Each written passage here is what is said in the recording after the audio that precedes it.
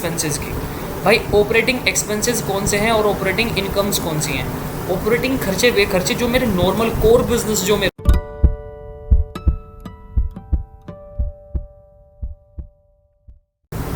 तो आ गया हूँ तुम्हारे पास बिल्कुल एक नई वीडियो के साथ। Hey guys, I am Tushar. तो आइए करते हैं शुरुआत अपनी आज की बातचीत की।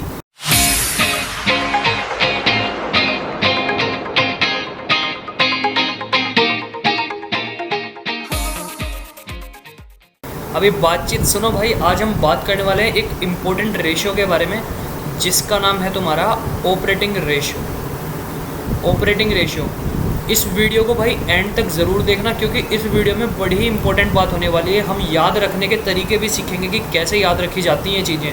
अच्छा, तुमसे एक छोटी सी बात कि भाई टर्नओवर रेशियोज़ जो हैं वो कैसे सारे याद रखे जा सकते हैं एक ही बेसिक फंडे से। उसके लिए हमने वीडियो बना दिया, उसका लिंक डिस्क्रिप्शन में तुम्हें मिल जाएगा। जाके ज़रूर देखना उस वीडियो को। तुम्हें रटने की ज़रूरत किसी भी चीज़ को नहीं पड़ने वाली। अच्छा सर, और हमने क्या बात कर दी, अभी बाकी बात बाद में, पहले ऑपरेटिंग रेशियो समझते हैं। ऑपरेटिंग रेशियो के अंदर क्या क्या चीज़ें हैं? ऑपरेटिंग प्रॉफिट रेशियो, इसके अंदर एक पहले हमने जो इससे पढ़ा था उसके बारे में भी आज के बाद बात ही कर लेते हैं। Operating profit ratio, GP ratio, NP ratio, ये सारे कुछ रेशियोज़ थे जो हमने पढ़े थे। 3 रेशियो थे। इनके लिए भी हमने एक ही सिंगल फंडा पढ़ा था सर, सिंगल। उसे भी नहीं देखा तो उसे भी देख लेना जाके, क्योंकि उसका एक छोटा सा पोर्शन इसमें कम आने वाला है, वो मैं अभी बता रहा हूँ तुम्हें। जैसे कि हमने पढ़ा था, अगर कोई भी प्रॉफिटेबिलिटी रेशियो है इन 3 रेशियो में से, तो हम क्या काम करेंगे, उसको ना हमेशा हम क्या करेंगे, अगर जीपी है तो जीपी बाई सेल, एनपी है तो एनपी बाई सेल, तो सेल बोले तो आरएफओ लिखेंगे हमेशा यहाँ पे। समझ में आ गई? हाँ जी भैया, हमें समझ में आ गई बात। अच्छा, दूसरी बात, ऊपर बड़ा लंबा सा है, क्या लंबा सा है ध्यान रखना। 2-3 चीज़ें हैं उसके अंदर, तुम कन्फ्यूज़ होते हो क्या क्या आएगा। भाई सबसे पहली चीज़ तो है COGS। उसके बाद क्या चीज़ है, ऑपरेटिंग से निकाल लो दोनों चीज़ें, ऑपरेटिंग के खर्चे और ऑपरेटिंग की इनकम। समझ में आ रही है ना बात भैया? क्या भैया, ऑपरेटिंग के खर्चे और ऑपरेटिंग की इनकम। तो ऑपरेटिंग के जो खर्चे हैं उन्हें लिखो यहाँ, और ऑपरेटिंग की इनकम जो है उन्हें लिखो यहाँ पे। माइनस का प्रयोग हम यहाँ पे करने वाले हैं, इस्तेमाल करेंगे, यूज़ करेंगे। दोबारा से एक बार जल्दी से बोल दो मुझे अगर तुम्हें फॉर्मूला समझ में आ गया तो।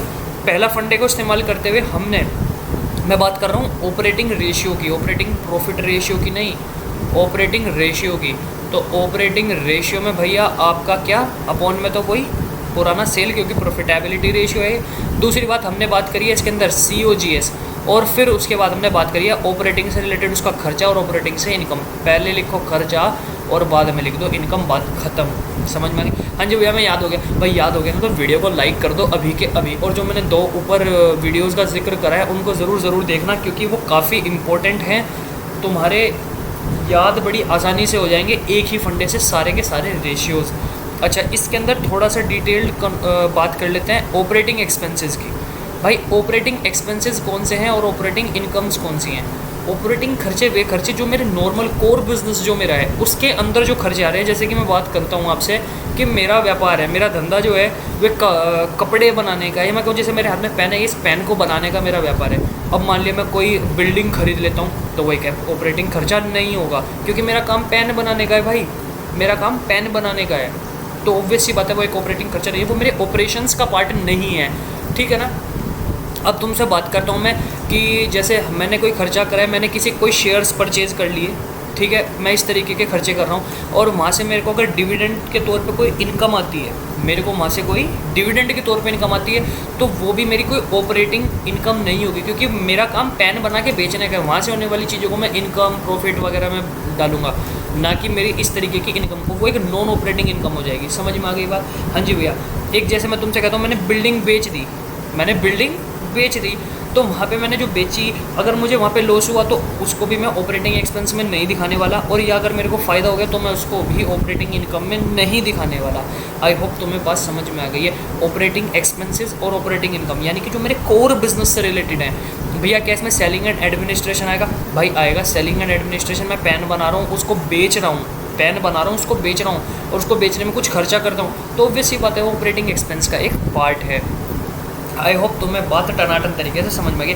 तुम्हारे लिए ना बस एक छोटी सी बात, कम लोग बताते हैं इसको, और वो बात मैं बताना चाहता हूँ ज़रूर तुम्हारे लिए, क्योंकि वो काफ़ी इम्पोर्टेंट चीज़ है, हो सकती नहीं है। ऑपरेटिंग एक्सपेंसेस में ना भाई एक मैं बात करना चाहता हूँ तुमसे किस चीज़ से रिलेटेड? इंटरेस्ट से related, interest on short term loans. अगर शॉर्ट टर्म लोन्स पे जाने वाला इंटरेस्ट की बात होगी, अगर शॉर्ट टर्म लोन्स हैं और उन पे जा रहा है इंटरेस्ट, शॉर्ट टर्म लोन यानी कि जो 12 महीने के अंदर अंदर पे हो जाएंगे। अब कोई लोन तुमने 12 महीने के अंदर अंदर पे करना है, उसको तुमने दिया है ब्याज, इंटरेस्ट, तो भाई वो आपका ऑपरेटिंग एक्सपेंस का पार्ट होगा।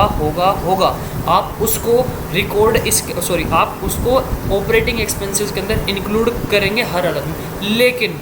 लेकिन इंटरेस्ट हमेशा शॉर्ट टर्म लोन्स पे नहीं होता। तुमने सुना था ना, पढ़ा था कि हमने डिवेंचर्स लिए 15% के, तो जो मैं इस पर ब्याज दे रहा हूँ, ये ब्याज, ये वाला इंटरेस्ट कौन सा है? ये लॉन्ग टर्म डेट पे जा रहा है। इसको हम कभी भी इसके अंदर इंक्लूड नहीं करेंगे ऑपरेटिंग एक्सपेंसेस के। समझ में आ गई क्या बात? हाँ जी भैया, मैं टनाटन बात समझ में आ गई है भाई। इस बात का जिक्र बहुत कम लोग करते हैं, मैंने जिक्र करा ताकि तुम क्लियर रहो अपनी चीज़ों को लेकर, तुम्हें टनाटन बातें समझ में आ जाए। मेरा बस एक यही मोटिव है अकाउंट्स को हिंदी में पढ़ाने का, कि चीज़ें तुम्हें सिंप्लीफाइड लगें, तुम चीज़ों को आसानी से याद रख सको, समझ सको पहली चीज़ तो। और मैं हमेशा बोलता हूँ, ज्ञान लेना और नंबर बनाना दोनों अलग अलग आर्ट है ना। पहले ज्ञान ले लो, उसके बाद नंबर बनाना सीख लो। तो आप अपने एजुकेशन सिस्टम जो हमारा जैसा भी है, अब खैर क्या बुराई करनी है उसकी, सबको पता है कितना अच्छा है कितना बेकार है, तो उससे हम बैलेंस कर सकते हैं। ज्ञान का ज्ञान लेंगे, जहाँ पे ज्ञान की आवश्यकता पड़ेगी वी कैन यूज़ दैट, और जहाँ अब इस सिस्टम को नंबर चाहिए तो हम नंबर भी लेके दिखा देंगे ना, एज सिंपल एज दैट। ठीक है ना? अभी तुम्हें समझ में आई क्या बात? मैं ऑपरेटिंग रेशियो का फॉर्मूला दोबारा से एक बार रिपीट कर दूं भाई। ऑपरेटिंग रेशियो में सबसे पहले प्रॉफिटेबिलिटी को ध्यान में रखते हुए डिवाइड में तो आ गया RFO, रेवेन्यू फ्रॉम ऑपरेशंस। उसके बाद COGS डाला और ऑपरेटिंग से रिलेटेड एक्सपेंसेस भी डाल दिए, इनकम भी डाल दिए, और इन operating expenses over operating income, यानी कि इसीलिए मैंने यहाँ पे माइनस का इस्तेमाल करा। समझ में आया बात? हाँ जी भैया, हमें फॉर्मूला हो गया है याद। अच्छा भैया, एक क्वेश्चन था, पूछ ले भाई। भैया जो डेप्रीसिएशन और अमोर्टाइजेशन एक्सपेंसेस होते हैं, डैप का खर्चा होता है, क्या वो मेरा ऑपरेटिंग का खर्चा होगा? हाँ भाई हाँ, ऑपरेटिंग का ही तो खर्चा होगा, और किसी चीज़ का खर्चा मान के चल रहा है तो इसको क्यों मानता है किसी और चीज़ का? वो जो तुमने एसेट लिया उस पर जो खर्चा हो रहा है तुम्हारा, डेप्रीसिएशन टाइप जो खर्चा है, वो तुम्हारे नॉर्मल बिजनेस को चलाने में भी चीज़ें मदद करनी है भाई। तो ऑब्वियस सी बात है, आप उसको डेप्रीसिएशन को या अमोर्टाइजेशन को वहाँ पे लोगे लो। भैया अमोर्टाइजेशन क्या होता है? अरे नालायक हो गए हो क्या भैया? अमोर्टाइजेशन का खर्चा वो खर्चा है जो आपका इंटेंजिबल एसेट पे जाता है। एक तरीके से टेंजिबल एसेट पे लगा डैप तो उसको डैप बोला, और इंटेंजिबल एसेट पे डैप लगा तो उसको अमोर्टाइजेशन बोला। नाम बदला है और कुछ नहीं बदला। डन? मुझे लग रहा है तुम्हें बात टनाटन तरीके से समझ में आ गया।